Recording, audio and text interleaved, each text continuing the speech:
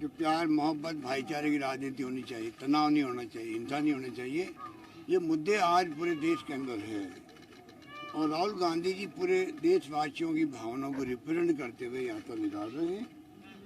यात्रा में जिस प्रकार से देखा अपने भीड़ उमड़ पड़ी है, कोई कल्पना नहीं करता था। ये बीजेपी वाले तो इतने चिंतित हो गए हैं, इतने विचलित हो गए हैं, इसलिए वो कई तरह का आरोप लगा रहे हैं, यात्रा पे भी लगा रहे हैं, मीडिया पे दबाव बना रहे हैं और माहौल खराब करने की कोशिश कर रहे हैं। और मैं आपको कह सकता हूँ कि राहुल जी जिस रूप में कार्रवाई लेके चल पड़े हैं और जो मैसेज दे रहे हैं जगह जगह पे, प्रेस कॉन्फ्रेंस के माध्यम से भी, कॉर्डन मीटिंग के माध्यम से भी और पब्लिक मीटिंग के माध्यम से भी, मैं समझता हूँ कि पूरे देश के अंदर एक नई आशा की किरण जागी है कि आने वाले वक्त के अंदर यात्रा तो समाप्त हो जाएगी। मान लीजिए 2000 किलोमीटर पूरी हो गई है, 1500 किलोमीटर पूरी हो जाएगी। उसके बाद में भी ये जो माहौल बना है देश के अंदर, ये माहौल मैं समझता हूँ कि देश के अंदर जो चुनौती है,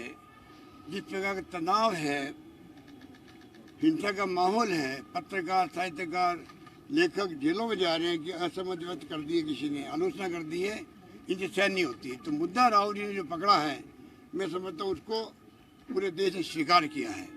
इसलिए आज मोदी जी और अमित शाह जी जिस प्रकार से घूम रहे हैं गुजरात के अंदर, घर घर में, गांव में, जो कहते हैं कि मोहल्ले मोहल्ले में जा रहे हैं, इस प्रकार की यात्रा वहाँ क्यों हो रही है? आप समझ सकते हैं कि इतने घबराए हुए हैं, बुखलाए हुए हैं कि वहाँ पे भी किस प्रकार का माहौल बनाने की कोशिश की जा रही है, जो सफल नहीं हो रहे हैं वो लोग। क्योंकि राहुल गांधी की यात्रा का इतना बड़ा संदेश शानदार है, वो वहाँ पर जिस प्रकार भड़का रहे हैं, प्रोवोक कर रहे हैं, वो कोई प्रोवोकेशन में नहीं आ रहे उनके। अभी जो अमित शाह जी बोले 2-3 दिन पहले, मैं उनको वापस रिपीट नहीं करना चाहिए उनके शब्दों को, हमने सबक सिखा दिया। वो चाहते हैं कि प्रोवोक ये लोग हों और वो उसका फायदा उठाएं। मैं समझता हूँ कि देश समझ गया है, प्रदेश समझ गया है, सब लोग समझ गए हैं और चौंकाने वाले परिणाम आ सकते हैं गुजरात के अंदर भी। कि अभी हमारी मीटिंग हुई है, सबने मिलकर के बातचीत करी है और राजस्थान में सब एकजुट है। मैंने आपको कहा, कल राहुल गांधी जी ने कहा कि दोनों सम्मानित नेता है, ये कहा एसेट है।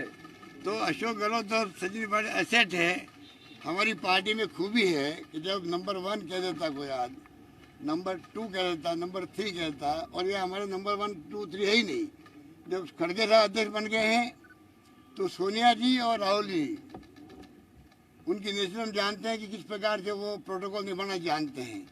जब राहुल जी ने ये बात कह दी है तो हमारी पार्टी की बहुत बड़ी खासियत रही है कि हमेशा जब संदेश नेता का आता है तो नीचे तक सब मिलकर के राजनीति करते हैं, मिलकर काम करते हैं और पार्टी के हित में क्या हो सकता है उस पर हम लोग आगे बढ़ते हैं।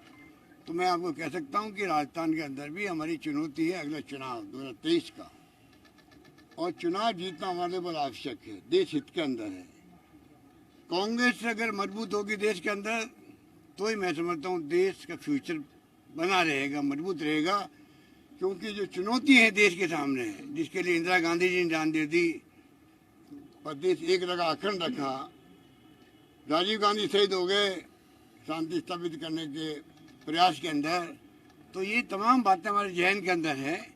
हमारे लिए पार्टी सर्वोपरि है।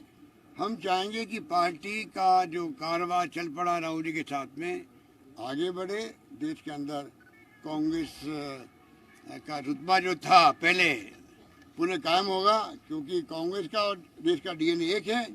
उसी रूप में ये जो ताकतें हैं फासिस्टी, जिनका कोई यकीन नहीं लोकतंत्र में, वो लोकतंत्र का चेहरा पहन करके, मुखौटा पहन के राजनीति कर रहे हैं, उनको एक्सपोज करने का काम भी यात्रा के बाद में भी हम लोग मिलकर करें।